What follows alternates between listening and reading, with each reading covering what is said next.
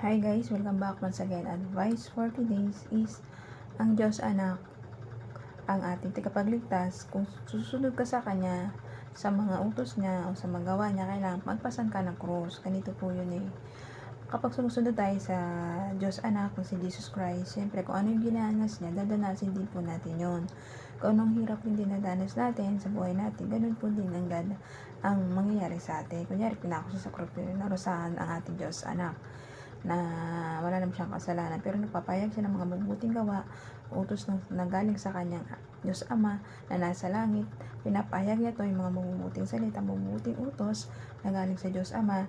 Pinapayag niya to, pero pinapalabas pa rin ng mga tao sinauna panahon niya, panahon ni Kristo, ni Jesus Christ, na di ba inaano pa rin siya, sinisiraan, nilulubak siya, pinako siya sa krus, di ba? Kung pinarusahan siya, binugbog siya, pinako siya sa cross, inalay niya yung buhay niya, ganun din po tayo. Kung susunod tayo at magiging alagad niya, kailangan danasin din natin yung mga paghihirap na dinanas niya. Kung nilulubak tayo, hindi naniniwala sa mga salita natin, sa pag-a-advise natin, sa paghihikayat natin na magbago sila, siyempre dadanasin natin yung mga doon, i-criticize din tayo, i-judge tayo, ibubuli tayo. Naranasan ko na po yan sa mga ginagawa ko ngayon dito sa social media.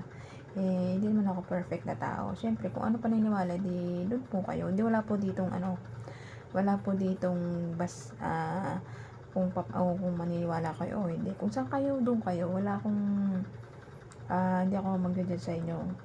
Will nyo po yan eh. Binigyan po tayo ng Diyos na magkaroon ng will para sumunod na po tayo kung saan tayo masaya, kung saan tayo will natin, kung saan tayo sasaya. Dito tayo sa mga Diyos pinapaniwalaan nating mga church na sasambahin natin o papaano natin na kukuha tayo ng mga simbahan o mga born lagi dyan na kung saan kayo sasamba.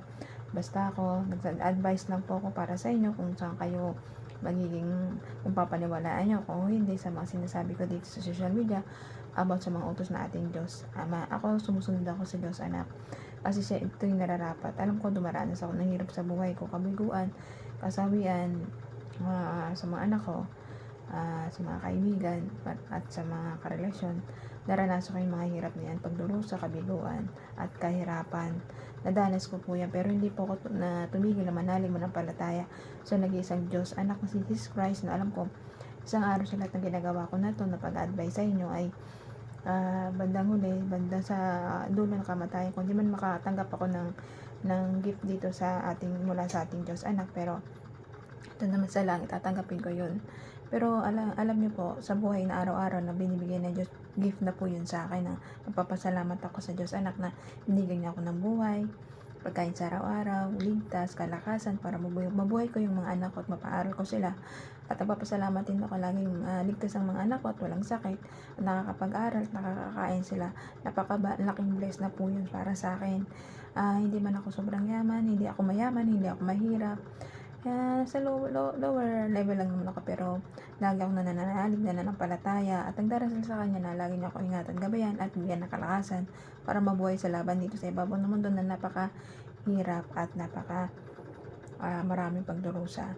Kaya kayo, magbago na kayo, magsisi na kayo, magbalik loob sa ating Diyos anak ng buhay na nasa langit at si Jesus Christ.